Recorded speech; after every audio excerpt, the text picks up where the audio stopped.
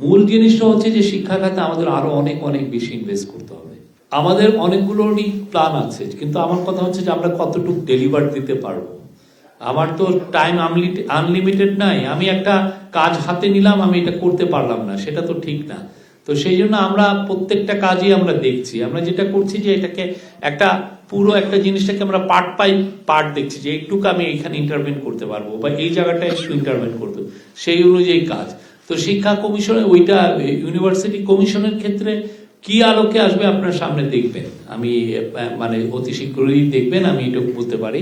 যেটার এই কাজ হচ্ছে আপনারা শিক্ষা মন্ত্রণালয়ের যে ব্যাপারটা আরো আলোকিত হতে পারবে। বিশাল আকারে এডুকেশন রিফর্ম কমিশন এখনই না করে আমরা কোথায় কোনটা কোন জায়গায় কত দ্রুত ইন্টারভেন করে আমরা কোয়ালিটেটিভ চেঞ্জ আনতে পারি, সেই জায়গাটায় আমরা ফোকাস করছি।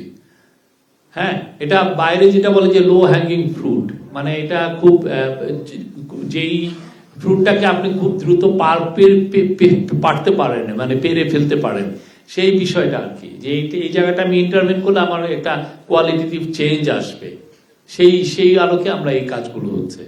শিক্ষার মান বাড়ানোর ক্ষেত্রে সরকারের অবশ্যই পদক্ষেপ, এই যে যেগুলো বললাম সবগুলোই শিক্ষার মান বাড়ানোর একটা পার্ট হিসাবে। আমরা অবশ্যই শিক্ষার মান বাড়াতে চাই, যাতে বাংলাদেশের স্টুডেন্টরা পৃথিবীর যে কোনো স্টুডেন্টের সাথে কম্পিটিশনে পেরে উঠতে পারে বা তাদের চেয়ে বেটার হয়, এটা আমাদের বিয়ে।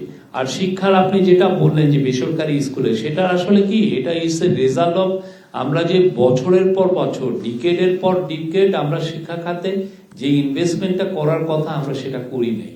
হ্যাঁ, আমরা যে আমরা যে সমস্ত জায়গায় ইনভেস্ট করেছি গত 15 বছর, আপনাদের তো দেখাই আছে। আমরা কর্ণফুলীর লিভারের নিচে কোনোদিন টানেলের দরকার ছিল না, সেখানে আমি তো 12,000 কোটি টাকা খরচ করে ফেলেছি, 450 কোটি টাকা দিয়ে করেছি। আমি গোপালগঞ্জের ওইখানে আমার কোনো রেল লাইনের দরকার ছিল না, আমি 2,000 কোটি টাকা দিয়ে রেল লাইন করে ফেলেছি। যেটা আমার দরকার ছিল সেই কাজটা করিনি। তো আমাদের গভর্নমেন্টের প্ল্যান হচ্ছে শিক্ষা খাতে বরাদ্দটা বাড়ানো। এখন যেই জায়গায় আছে বরাদ্দটা খুবই কম। আপনি যদি গ্লোবালি এটার মাপ হচ্ছে যে আপনি জিডিপির কত পার্সেন্ট আপনি শিক্ষা খাতে ব্যয় করেন, আপনি দেখবেন যে বাংলাদেশ পৃথিবীর ওয়ান অফ দ্য লোয়েস্ট, খুবই কম।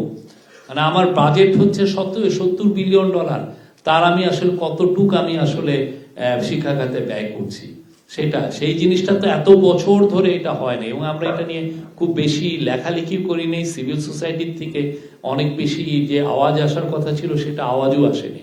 তো আমরা এই পুরো জিনিসটা ইন্টারিম গভর্নমেন্ট দেখছে, এবং এই জন্য আপনি দেখেন প্রফেসর ওয়াহিদুদ্দিন মাহমুদ, বাংলাদেশের উনি খুবই বড় অর্থনীতিবিদ, বড় শিক্ষাবিদ, ইউনিভার্সিটি অফ ক্যামব্রিজে উনি পড়ে এসছেন।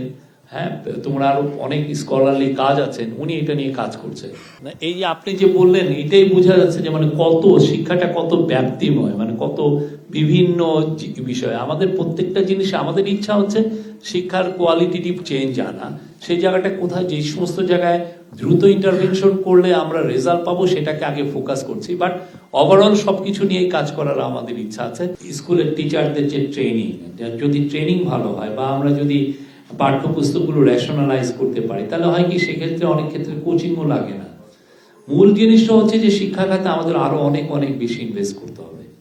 আমরা যদি আমাদের নেক্সট জেনারেশনকে গ্লোবাল জব মার্কেটের জন্য তৈরি করতে চাই, আমাদের অনেক অনেক বেশি ইনভেস্ট করতে হবে। আপনি যদি একটু শিক্ষা খাতে আপনি মানে আমাদের ব্যয়টা দেখেন অন্যান্য দেশের সাথে কম্পেয়ার করে, এটা সিস্টেমেটিক্যালি বছরের পর বছর কম আমরা ইনভেস্ট করেছি। আপনি অনেক টিচার খুবই কম বেতন পান, প্রাইভেট স্কুলেরও টিচার আপনি দেখেন কয় টাকা বেতন পান। তো সেই জন্য এখন আমরা 4টা মাস এসেছি, আমরা দেখছি যে কোথায় কোথায় আমরা দ্রুত ইন্টারভেন করলে আমরা রেজাল্ট পেতে পারি, সেই কাজগুলো করছি, এবং এটার জন্য আমাদের কাজগুলো অব্যাহত আছে। তো বাট এটা আমার মনে হয় যে এই ফোকাসটা আরো অনেক দিন ধরে থাকা উচিত। আপনারাও এটা নিয়ে কথাবার্তা বলেন, সামনে আরো যদি নতুন গভর্নমেন্ট আসে সেই সময় কথাটা বন্ধ করে রেখেন না, সেই সময় আরো জোরে বলেন, যাতে বাংলাদেশের শিক্ষা খাতে ইনভেস্টমেন্টটা বাড়ে।